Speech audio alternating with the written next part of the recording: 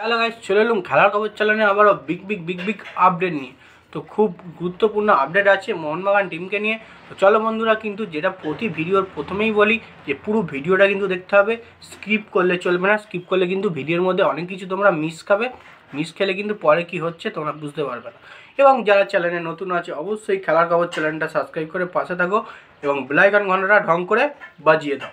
চলো ভিডিওর মধ্যে আসা যাক।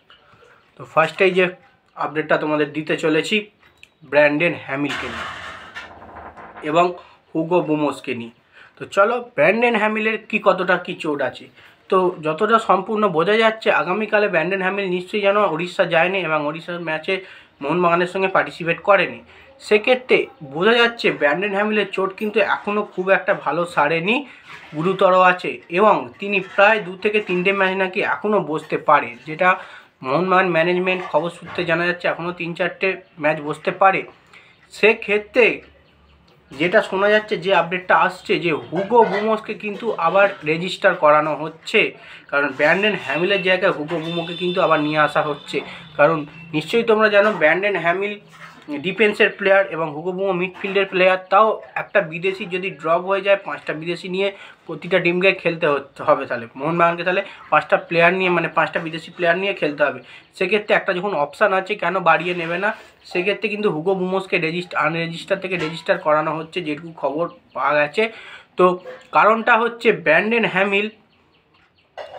ব্র্যান্ডন হ্যামিলের জায়গায় যদি আর একটা বিদেশি থাকে মোহনবাগান দলে, তাহলে অনেকটাই মোহনবাগান দল শক্তিশালী হবে।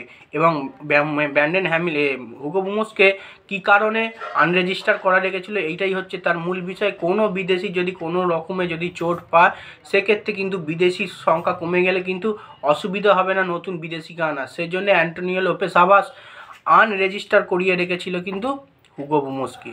সেক্ষেত্রে হুগো বুমোসকে ফ্রিলি নিয়ে চলে আসতে পারবে মোহনবাগান দলে, এবং হুগো বুমোস নিজেও জানে যে মোহনবাগান দলে যখনই ডাক দেবে সে কিন্তু তখনই মোহনবাগান দলের সঙ্গে যুক্ত হয়ে যাবে। সেক্ষেত্রে কোনো অসুবিধা হবে না। এটা কিন্তু গুড নিউজ একরকম। ব্র্যান্ডন হ্যামিল যদি না থাকে দলে 2-3টে ম্যাচ, সেক্ষেত্রে হুগো বুমোসকে কিন্তু নিয়ে আসছে। আর এই টাইমটা পুরোপুরি টেবিল টপের টাইম। এই টাইমটা 2-3টে ম্যাচ মানে বিশাল ব্যাপার। 2-3টে ম্যাচ যদি ড্রপ হয় একটা বিদেশি, তাহলে টিমের অনেকটা ফল্ট হয়। সেক্ষেত্রে হুগো বুমোসকে কিন্তু সাইন করিয়ে নেবে, আবার রেজিস্টার করিয়ে নেবে, চলে আসবে।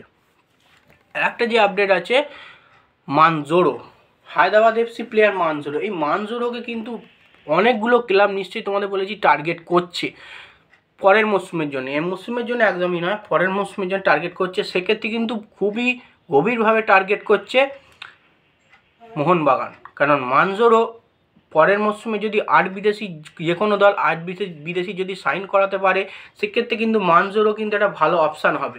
সেক্ষেত্রে বেঙ্গালুরু, ওড়িশা, মোহনবাগান, এই 3টে ক্লাব কিন্তু মানজোরোকে টার্গেট করছে। তার মধ্যে মোহনবাগান ভালো রকমই টার্গেট করছে মানজোরোকে, কারণ মানজোরো ইদানিং জামশেদপুরের হয়ে দুর্দান্ত পারফরমেন্স দিচ্ছে, পিকিক থেকে অসাধারণ গোল করছে, এবং ইস্টবেঙ্গল ম্যাচেও লাস্টের দিকে পিকিক থেকে গোল করে ইস্টবেঙ্গলকে হারায় এবং জামশেদপুরকে জয়টা এনে দেয়। সেক্ষেত্রে মোহনবাগান কিন্তু মানজোরোকে সই করানোর জন্য টার্গেট করেছে, বড় রকম টার্গেট করেছে মানজোরোকে। আর এবং যেটা গুড নিউজ, যেটা বলেছিলাম, যে হুগো বুমোস কিন্তু রেজিস্টার হতে পারে, কারণ ব্র্যান্ডন হ্যামিল যদি 2-3টে ম্যাচ ড্রপ খায়, সেক্ষেত্রে হুগো বুমোসকে কিন্তু দলে নিয়ে আসতে পারে। সেক্ষেত্রে মোহনবাগান শিবিরের জন্যই ভালো, মোহনবাগান ম্যানেজমেন্টের জন্য ভালো, এবং মোহনবাগান দর্শকদের জন্য অনেকটাই খুশির খবর।